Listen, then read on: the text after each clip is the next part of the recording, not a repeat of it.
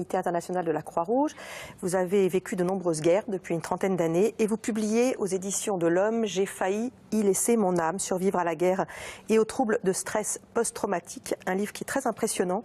Alors en fait, vous racontez que jeune chirurgien, vous aviez 28 ans et vous vous retrouvez en Rhodésie, Zimbabwe. Vous allez nous expliquer comment.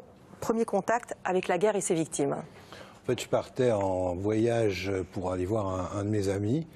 Et le premier jour, un chirurgien m'a dit « Est-ce que ça t'intéresse de voir l'hôpital de la capitale ?»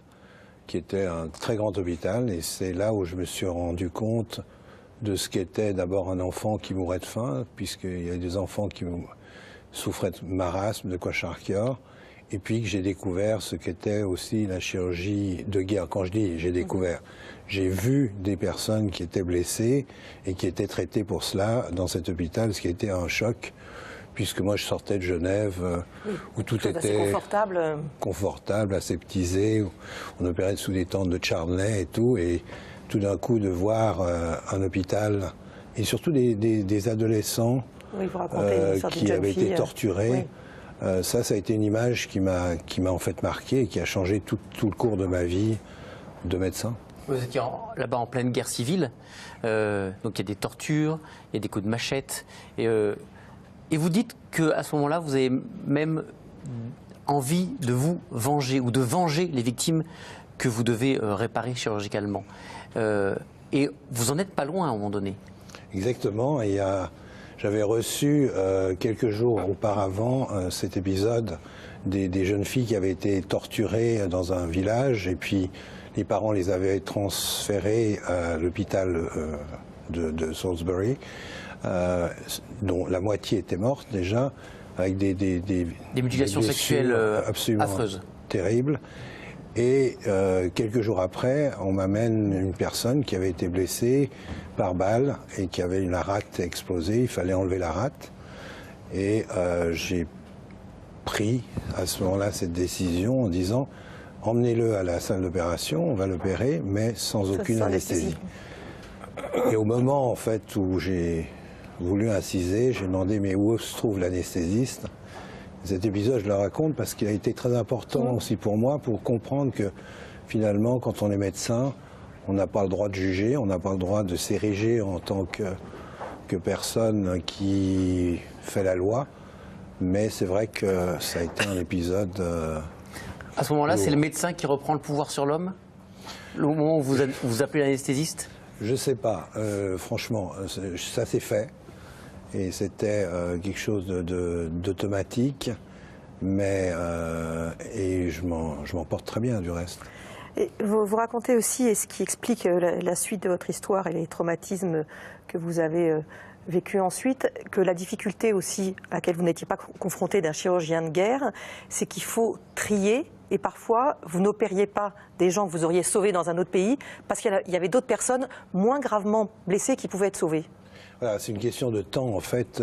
Si on peut consacrer 4 heures d'opération à opérer 2 personnes qui nécessitent chacun 2 heures, on va plutôt choisir cela plutôt que de consacrer 4 heures à une personne qui a peu de chances de survie. Ce qui veut dire qu'on va être obligé de faire un triage qui se compose en 3 catégories. Les personnes qui vont décéder parce qu'elles sont trop gravement atteintes, ou vont prendre trop de temps ou trop d'énergie aux équipes chirurgicales qui sont derrière, et puis les personnes qui vont pouvoir bénéficier des soins, ceci étant constamment évolutif, puisqu'évidemment l'état des personnes peut se péjorer pendant ce temps-là. Alors, l'Afghanistan, le Cambodge, différents pays d'Afrique, les zones de guerre, vous les parcourez, vous allez aussi au Liban. Les atrocités, plus la nécessité de faire des choix qui sont draconiens, fait qu'à un moment donné, vous développez ce stress post-traumatique. À quel moment vous vous dites « mon métier me rend malade » ? En fait, je ne me suis pas du tout rendu compte de tout ça pendant les 8 ans où j'ai parcouru ces pays dont vous parliez.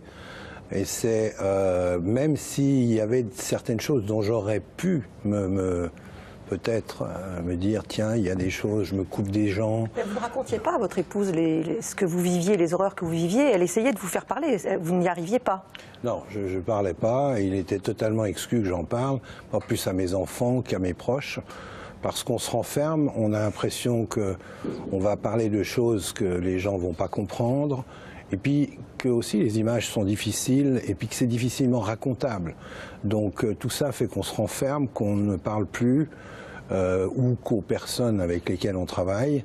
Et cette espèce de distanciation qu'on prend par rapport à la société fait évidemment qu'au fond de soi, on garde toutes ces émotions, toutes ces choses. Mais vous m'auriez dit à ce moment-là, vous souffrez de quelque chose, je vous aurais dit, mais non, pas du tout. C'est en fait principalement quand je me suis retrouvé en train de faire des études postgraduées de médecine tropicale à Londres, qu'à ce moment-là, des images sont remontées, ce qu'on appelle des flashbacks, des reviviscences, avec des visages qui revenaient. C'est très impressionnant, c'est des séquences qui durent de longues minutes, où vous voyez défiler comme ça tous les visages, enfin tous les visages, de nombreux visages de gens que vous avez opérés, parfois pas pu sauver, enfin voilà, des gens qui vous ont, des séquences qui vous ont traumatisés, et ça vous laisse exsangue à chaque fois. Complètement. Vous avez l'impression d'avoir un espèce de trou dans l'abdomen. Il y a des râles qui sortent. C'est vraiment une souffrance très importante, très aiguë. Et puis ça s'atténue au bout de 10 minutes, 20 minutes, ça dépend.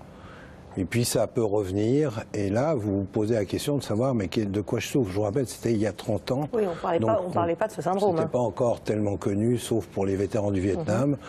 Et à ce moment-là, vous vous demandez si vous n'êtes pas en train de devenir fou, si vous n'avez pas un problème psychiatrique grave.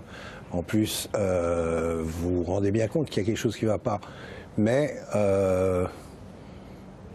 comment vous avez pu surmonter ce syndrome? Alors déjà, en essayant de me renseigner sur comment est-ce qu'on pouvait faire, j'ai consulté des psychiatres, mais ça n'a pas été un contact très bénéfique. Et puis, en fait, j'ai ouvert à ce moment-là mon propre cabinet et le hasard faisant les choses, je me suis retrouvé souvent avec des personnes qui étaient victimes aussi de ce trouble de stress post-traumatique par des viols, par ayant vécu des choses importantes dans leur vie personnelle.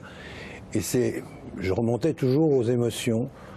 Et petit à petit, en fait, les gens me disaient, d'accord, je suis triste ou je suis en colère parce que j'ai vécu tout cela, mais qu'est-ce que je peux en faire? Et c'est là où je leur ai dit, ça serait bien de les exprimer comme un petit enfant le fait. Et ça m'a donné moi-même l'idée aussi de faire pour moi. Parce qu'on est toujours très doué pour dire pour les autres, et pas forcément très bon pour soi.